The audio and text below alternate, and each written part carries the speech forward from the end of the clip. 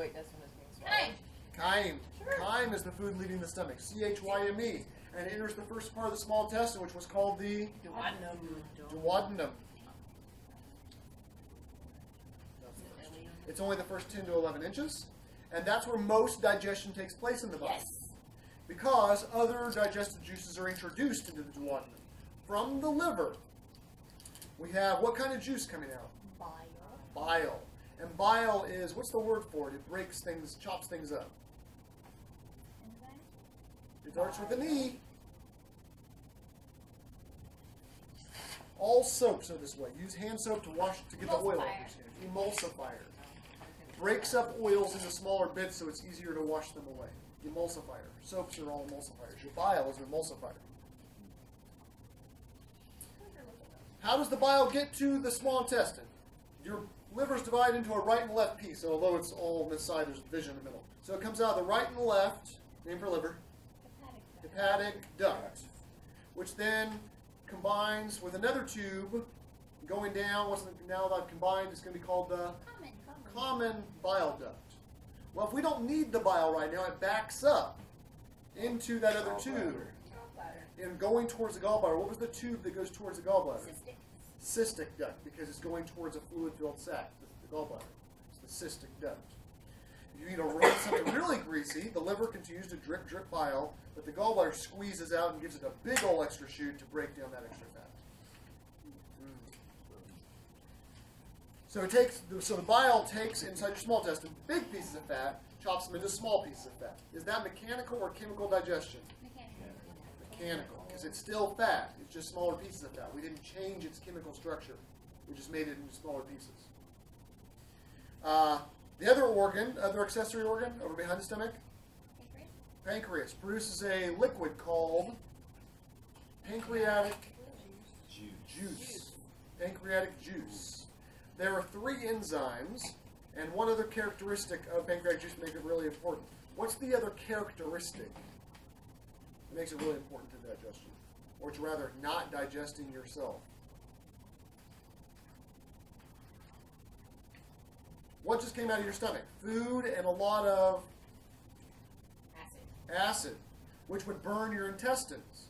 So the pancreas is alkaline or basic to neutralize the acid. In addition to that, there are 3 enzymes coming from the pancreas. One to break down fat called lipase. Lipo for fat, ACE for enzyme, lipase, which breaks fat down into fatty acids and glycerol, which can then be absorbed into the lacteals of the intestines. We have one that breaks down proteins. It's a good thought, but it's not. For proteins, we had pepsin in the stomach, and the pancreas gives us trypsin, because it tripped you up. And then it breaks proteins down to amino acids. If it doesn't finish the job, then the intestines release peptidase. So we talked with the pancreas, but then also at the very end when we talked about all the chemical reactions, there's broken down the process of protein. There's carbs. That's 41. 41?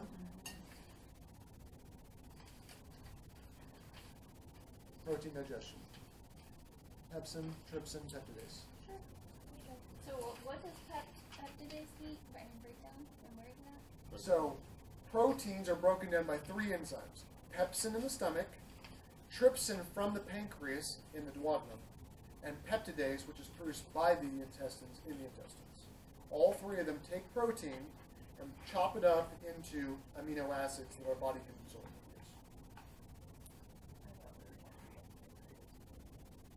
Yes, because the trypsin comes from the pancreas.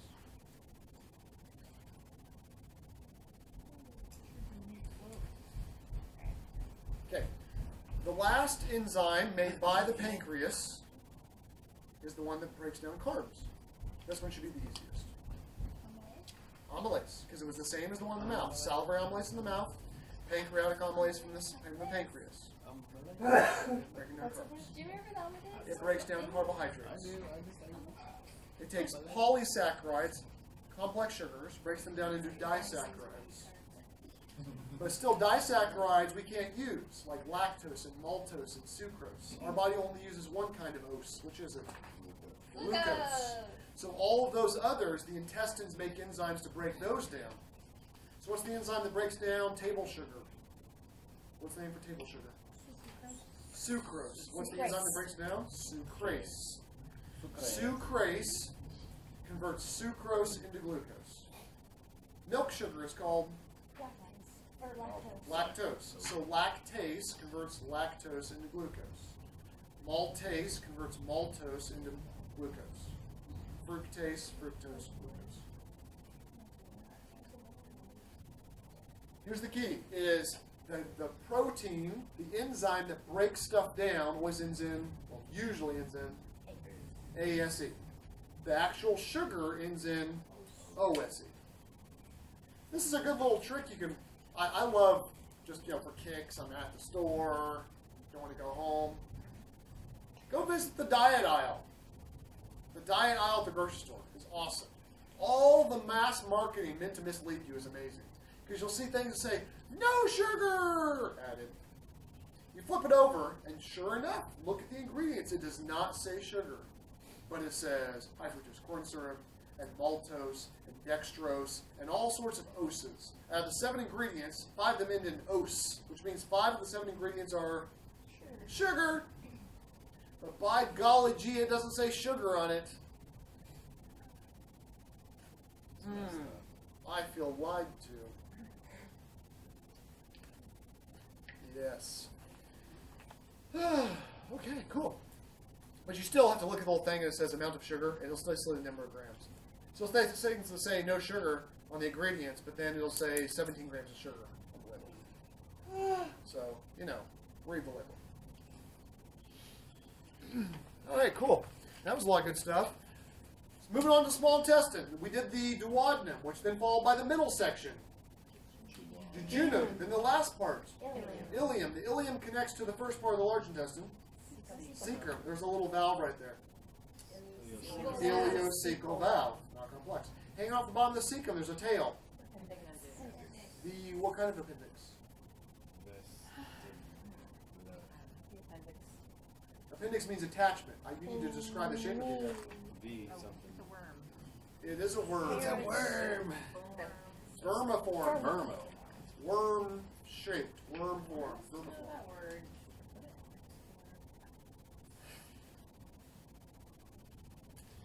Didn't count when I said it last week for 5 times. Just don't split hair. All right. After there comes in the cecum, stuff heads up. It's going up the ascending colon, then it turns. Hepatic flexure or right colic flexure, right side of the colon. Then it goes across. Transverse. Then it turns. That's namiology. It turns at the splenic flexure or left colic flexure, goes down, descending S maneuver, sigmoid held in the rectum, out the anus. There are 2 valves on the bottom. The internal, external anal sphincters. Which one is voluntary? The outer. The external. Yes. Oh, I just stabbed myself in the eyeball. That's not cool.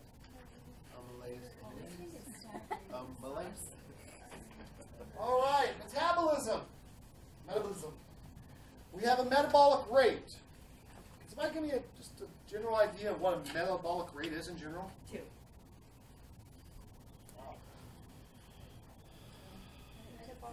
Calories burned in a day. Calories burned. Calories burned. How much energy your body requires.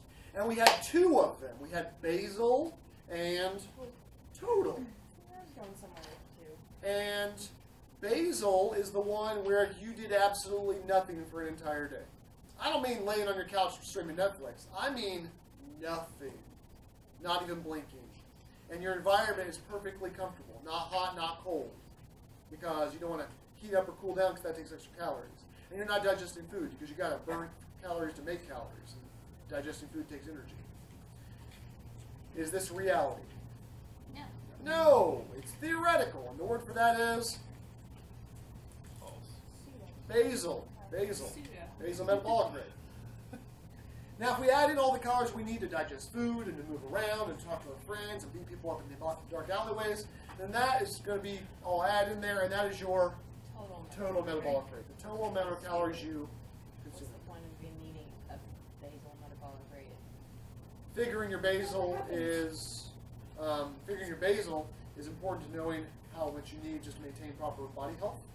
And then they add in the amount of exercise. They can modify the total based on how much exercise you get in a day. How do you equate your basal? There's a whole series of questions you answer on an online thing, and then it calculates it for you. Google. Yes. Calculated on. You can do it manually, but why? There's like 4 questions you put in on a box, and it calculates it for you. I want to know. Yeah, you should do it. But the point is, you should never really drop, at least, for a day it's not a big deal. Like yesterday, I probably consumed less than 300 calories. It's not that big deal for a day, but consistently, you don't want to be below your basal metabolic rate. You're like, yeah, but you lose weight fast. You'll lose weight initially. But then your body goes into famine mode. And it's going to start holding on to everything it can do, and instead it's going to drop your metabolism, and you're going to feel exhausted, wiped out, grumpy all the time, because your body's trying to conserve energy. As opposed to if you know what your basal is, and you stay above that, but less than your total, consistently over time, then you can expect to maintain your body, but still lose weight. Hence, the reason for doing it. Are those individual or general? Well, they're based on general population. General population.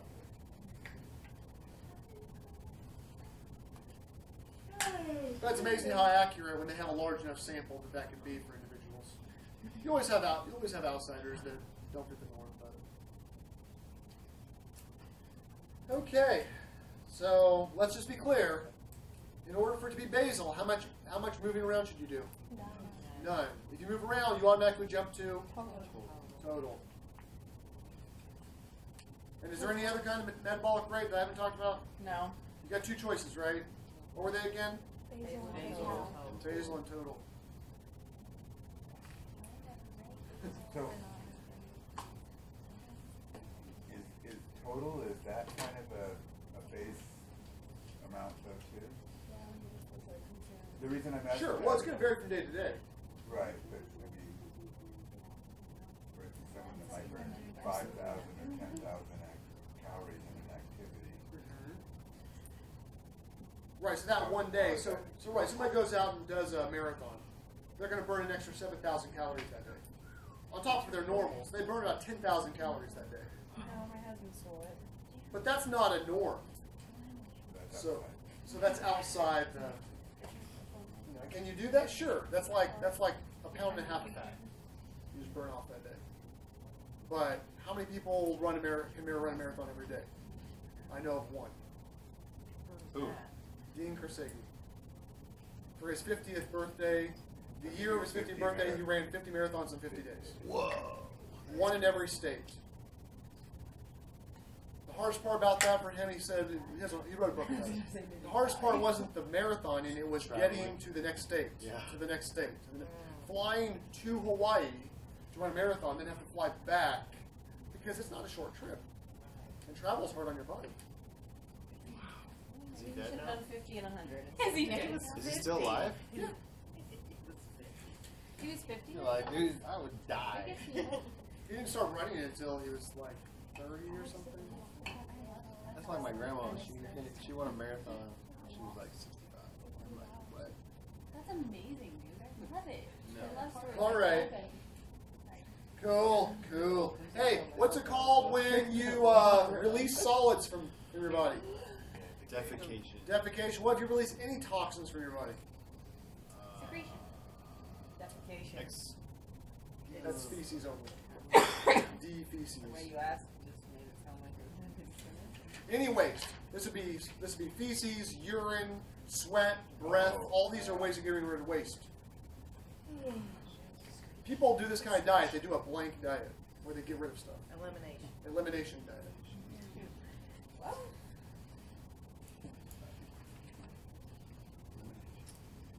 Okay. I even illumination. What's the name for the tube that processes the food? We named all the parts on the way down, but we got a name for the whole thing.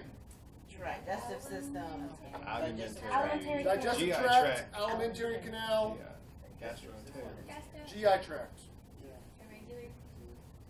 Irregular. Irregular tube. Elimination tube. The coverings, the membranes inside the abdomen. What's the name for the membranes inside the abdomen? Visceral peritoneum. Peritoneum is the generic name. Now there are several extensions of that. The one that holds the organs in place, Mesentery. mesentery. The one that hangs over the organs like a protective Serous. member, a protective Oh, no. lacy apron. Greater omentum. Yeah. That's what I was thinking. What? Oh, What was it? no. What was it? Everybody's like, thank God for multiple choice. Greater omentum. The odonum. Ododo. What is it, omentum? Omentum. Where did I get odonum from? I don't know. I just heard some mumbling in the corner. That's what he said. That was close. Start with no. Oh, don't know. And it had the right number of syllables, I think. Yeah. So it was there, almost. It was so close. Cool. As far as absorbing things, where are most things absorbed inside your body? Through what organ? Small intestine. The large intestine has a couple things it's specifically in charge of absorbing. Water. Water. What always goes with water? Salt. Salt and Vitamin K. vitamin K. Yes. Excellent. There are some vitamins which are potentially dangerous if taken in large amounts over a long period. Why are they dangerous? Because they store in your fat. Because they store inside your fat. They're fat soluble. As opposed to all the water soluble ones, you'll just pee out if you've got too much. Which 4 vitamins are fat soluble? Vitamin D. Vitamin E, K, K, and E. DECA. D-E-K-A. It's processing. Alrighty. Also, you have along proteins. What are the tiny parts of proteins called?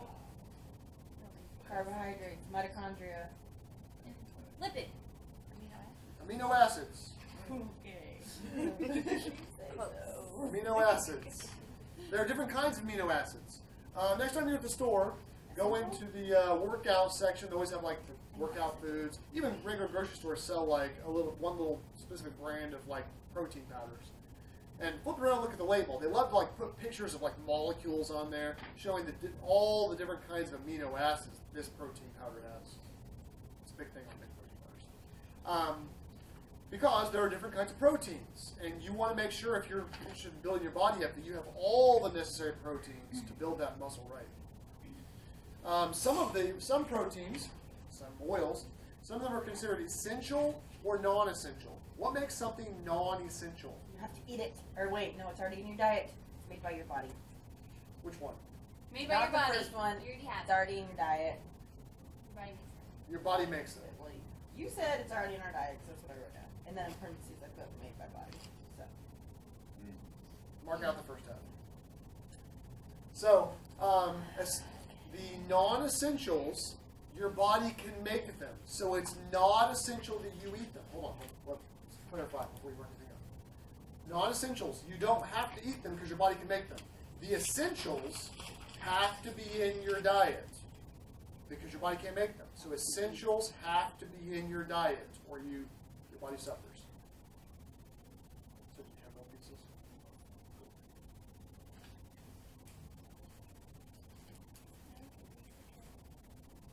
Which one?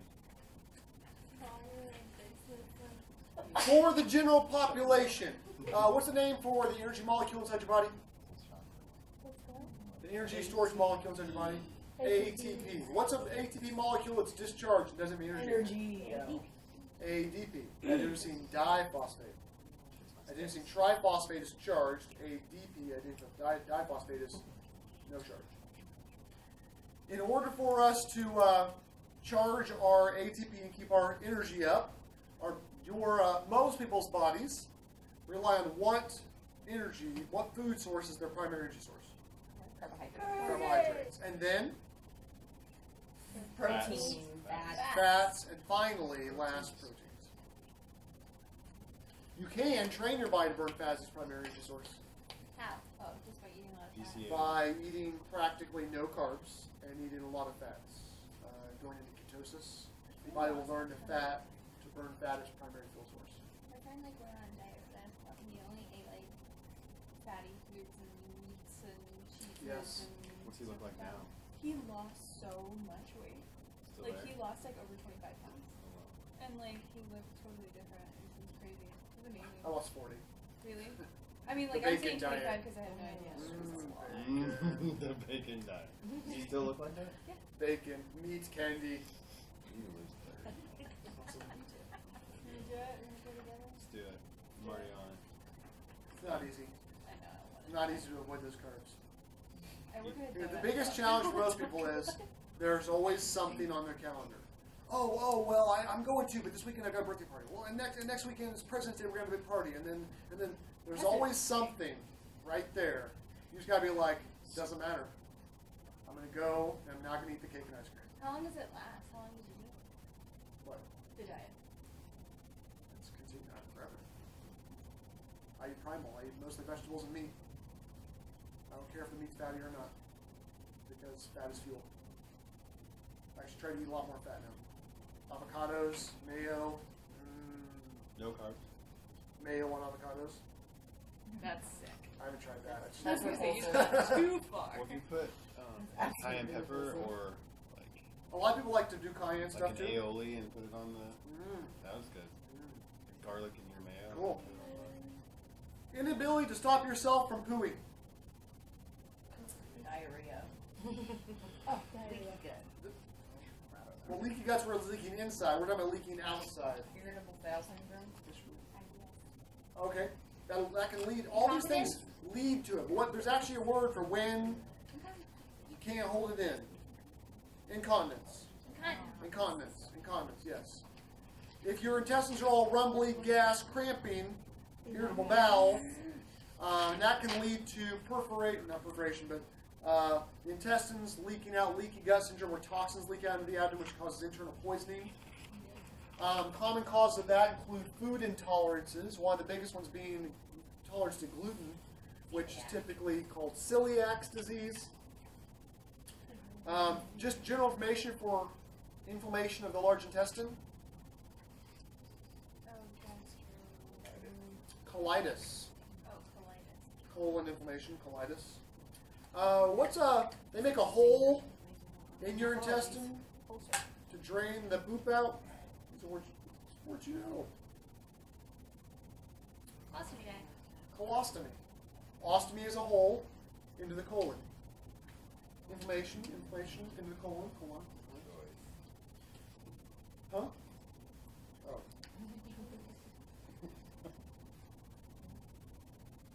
Let's see. We talked about one of the biggest things we can do for the digestive system as massage therapists. Do what? Massage the berry. Massage the what? The berry.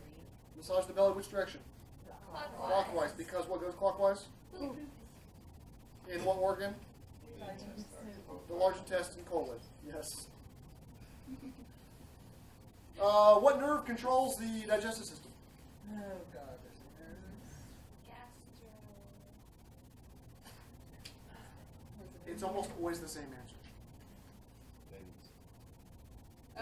Is it not pretty much like? Vagus. Isn't that like? What is the answer? Number 10, the vagus nerve. Remember, it came down. It did heart, lungs, and digestion. Cool.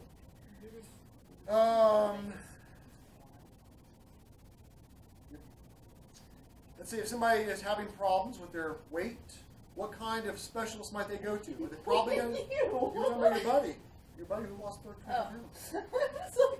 Don't be attached to that. You know, you might be having some personal issues that you're like feeling attacked there. Maybe it's something you need to address. Don't be projecting that on me. She noticed Exactly. Like, He was pointing to this whole side of the room. no, there was He's a pointing direct. at me. So, yeah, there was, because of our story. All right, moving on.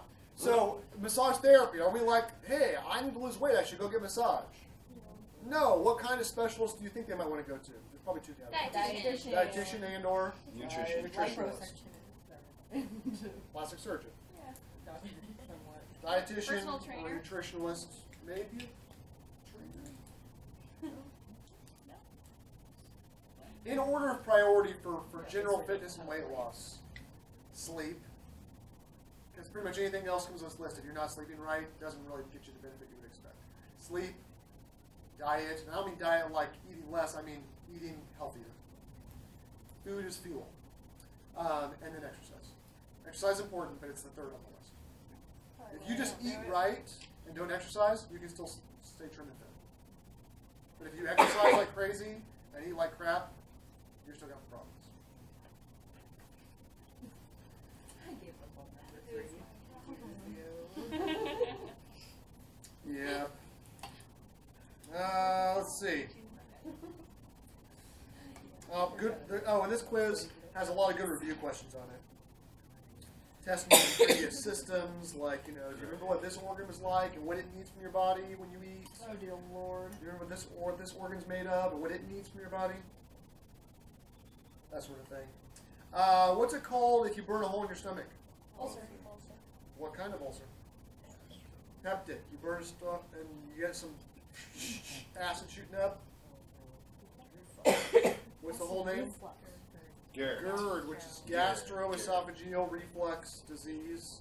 If it burns down into the small intestine, it's usually the first part of the small intestine. Duodenal ulcers.